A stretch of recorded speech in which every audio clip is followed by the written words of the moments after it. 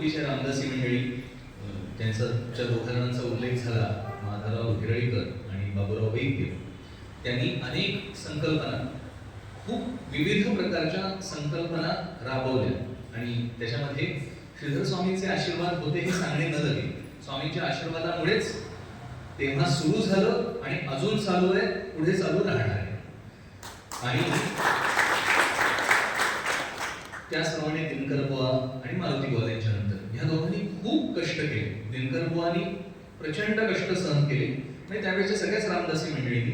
त्याच्यानंतर मारुती बुवा, त्याच्यानंतर आता इथे असणारे एक, खरं तर या स्टेजवर ज्यांची खुर्ची हवी होती पण त्यांना चालायला त्रास होतो, अशी दोन रामदासी मंडळी इथे बसलेली आहे. एक म्हणजे अभ्यंकर बुवा आणि दुसरे श्रोत्यांमध्ये बसलेले शेंबेकर बुवा.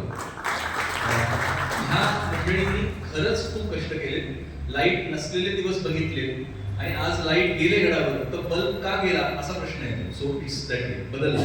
आणि याचं कारण असं आहे, पिढी बदलते, सोयी बदलतात. बदललेल्या सोयींची नवीन पिढी तो झिरो लेवल धरते आणि त्याच्या पुढे जात असते. ज्याला मगापासून नेहमी सांगितलं जेन झी, ऍक्च्युली मिलेनियल्स, मग पुढे जेन झी, मग पुढे जेन अल्फा आणि सध्या येऊ घातलेली पिढी जेन बीटा आहे. सो जेन बीटा ह्या पिढीला आपल्याला फेस करावं लागणार आहे.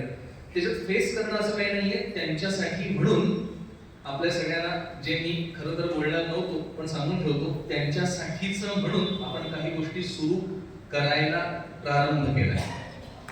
सुरू झालेला नाही, करण्यासाठीचा प्रारंभ केलेला आहे आणि त्याचं जवळजवळ 80% काम झालेलं आहे. पण अजून त्याचं श्री गणेशा मात्र करायचं आहे. काय आहे कसं आहे ते मी तेवढं मात्र ते गुप्त ठेवणार आहे, कारण झाल्याशिवाय मला सांगायला आवडत नाही. पण जे आपण म्हणालात दोन गोष्टी त्याच्यात होत्या, त्यांच्यासाठी करायचंय आणि इंग्रजी करायचंय, ह्या दोन्ही गोष्टी तिथे एकत्र आहेत, एवढं मला सांगायचं. आता मासिक पत्रिका, कारण समर्थांचे विचार हे आपण समर्थांकडे आकृष्ट झालं याचं कारण समर्थांचं कार्य आणि ते विचार, ह्या दोन गोष्टींमुळे आपण समर्थ चरणी आहोत. आणि ह्या गोष्टींचा प्रचार समाजामध्ये व्हावा या शुद्ध हेतूने सुरू केलं गेलेलं आणि अव्याहतपणे चालू असलेलं असं एक मासिक पत्रिका आहे. त्याचं नाव सज्जनगड ठेवलेलं आहे.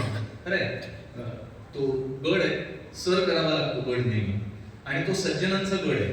तेव्हा तो सर करायचा असेल तर सज्जन व्हायला पाहिजे. मी सज्जनगड ह्या स्थान महात्म्याबद्दल बोलत नाही, मासिकाबद्दल बोलतोय.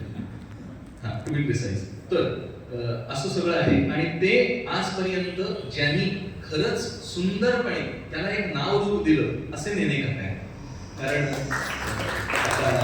कारण म्हणायचं की ते एक कलर मध्ये होतं आणि ते आता एक कलर मध्ये असेल ना तर उगाच आपल्याला वाटतंय खूप जुनं आहे, वाटतं की नाही? कारण रंगीत बघायची सवय झाली आपल्याला. सो रंगीत नसेल तर आपण स्वीकारत नाही आणि ते सगळं रंगरंगोटी करण्याचं आणि त्याला वेगवेगळे विषय देण्याचं काम. नुसतं बाहेरचा रंग नाही चालत, रॅपर चांगलं आहे म्हणजे चांगलं नाही, उपयोग नाही, तर त्यातले विषय निवडणं, मासिकाला रंगरूप आणणं म्हणजे बाह्यांगण केवळ नाही तर नेनेकाकाने बदल काय केला तर हा महत्वाचा बदल केला की मासिकाला थीम्स दिले. ह्या वेळेचं सज्जनगड मासिक पत्रिकेचं थीम काय असणार आहे त्याप्रमाणे लिख.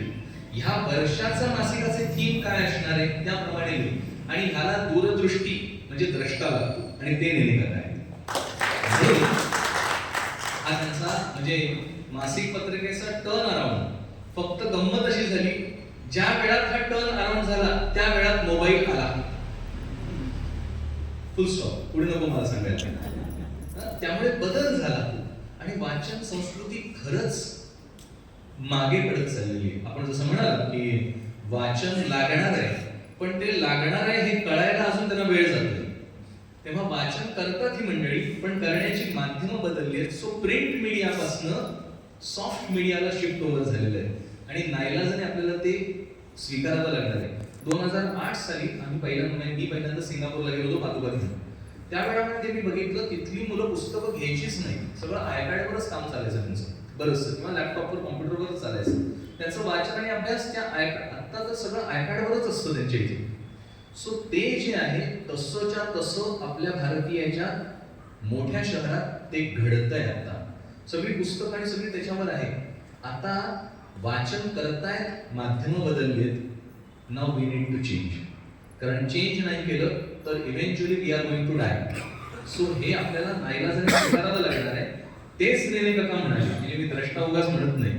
नेने काकांनी ते सांगितलं आपल्याला माध्यम बदलायला लागणार आहे, वाचन राहणार आहे, माध्यम बदलणार आहेत आणि ते स्वीकारून आपण त्याप्रमाणे पावलं उचलणार आहोत. आज सुद्धा ताडे मॅडम काही ठिकाणी PDF पाठवतात की ज्यांना वाचणं शक्यच नाही अशा ठिकाणी काळजी करू नका, आपल्याला मिळणार नाही.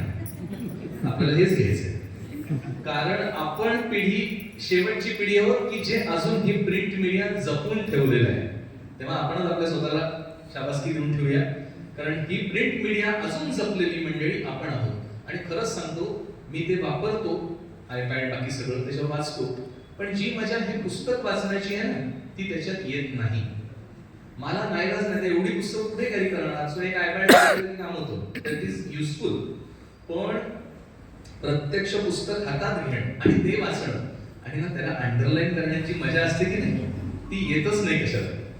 पण आपण ते सगळं स्वीकारूया आणि परत एकदा आपल्या सगळ्यांना खरंच मासिक एक टर्न अराउंड कळलं त्याबद्दल नेने काकांना एकदा जोरदार टाळ्या वाजवूया. ह्या मासिकाची धुरा असेच ते पुढे कंटिन्यू करत राहतील. त्यांनी सांगितलं आपण 100वे वर्ष बघणार आहोत इथे. खरंच उद्याची खात्री नाहीये, असं बाजूला ठेवून आपण म्हणूया आपण बघणार आहोत. जय जय रघुवीर समर्थ.